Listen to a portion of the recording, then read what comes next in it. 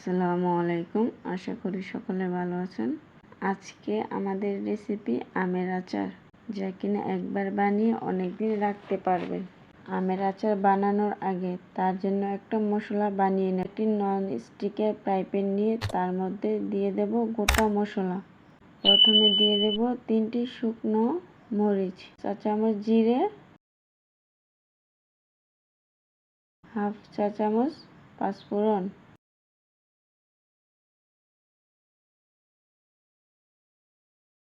1 table চামচ সাদা সরিষা,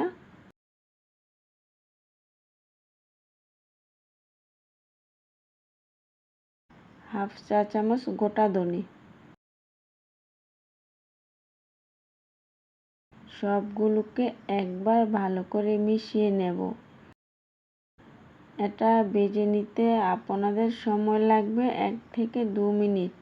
এ পর্যায়ে চুলার আঁচটা একদম লো আঁচে রাখবেন। যখন দেখবেন সুন্দর একটা গন্ধ বের হচ্ছে, তখন চুলাটা বন্ধ করে ঢেলে নিতে হবে।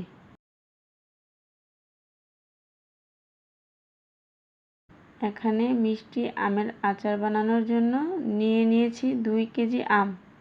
এদিকে নিশ্চয়ই দেখতে পাচ্ছেন, ভালো করে খোসা ছাড়িয়ে নুন আর হলুদ দিয়ে মেখে 3 থেকে 4 ঘন্টা রোদে শুকিয়ে নিয়েছি। এটা কিভাবে কেটে নিয়েছি আশা করি বুঝতে পারছেন। একটা কড়াই নিয়ে তার মধ্যে দিয়ে দেব 3 থেকে 4 টেবিল চামচ সরিষার তেল। তেলটা একদম হাই ফ্লেমে গরম হতে দিন। যখন দেখবেন তেলটা একটু ধোঁয়া উঠে আসছে, এ পর্যায়ে চুলাটা বন্ধ করে তেলটা ঠান্ডা হতে দিন। এই প্রসেসটা ফলো করলে তেলের যে ঝাঁজ আসে সেটা চলে যাবে। কিছুটা ঠান্ডা হয়ে আসলে 1 চা চামচ পাঁচফোড়ন ভালো করে মিশিয়ে আম দিয়ে দেব।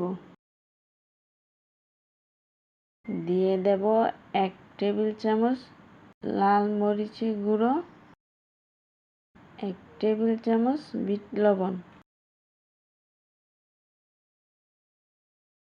বাস চুলাটা মিডিয়াম আঁচে রেখে ভালো করে মিশিয়ে নেবেন। 3 থেকে 4 মিনিট ধরে মিশিয়ে নিলে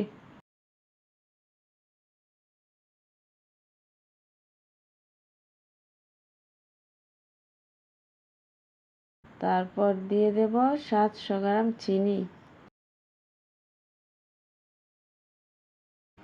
এখন চুলাটা একদম লো আঁচে রাখবেন।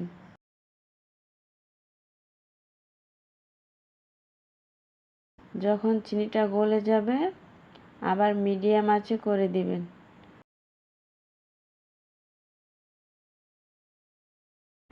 আস্তে আস্তে চিনিটা গলে কালারটা চেঞ্জ হয়ে আসছে।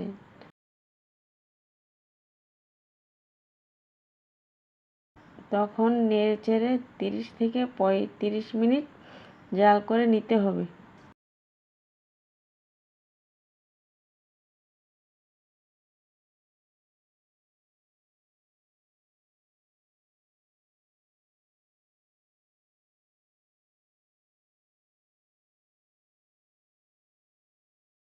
দেখবেন আমটা সিদ্ধ হয়ে এরকম একটা গাঢ় টেক্সচার চলে আসলে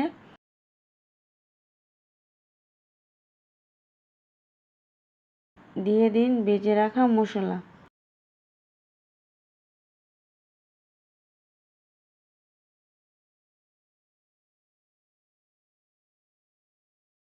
আর সাথে 2 চা চামচ ভিনেগার।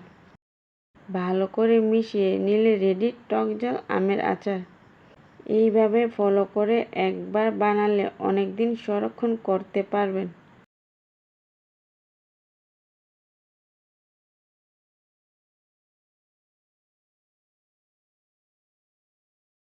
একটা লাইক দিয়ে চ্যানেলটা সাবস্ক্রাইব করে দিবেন।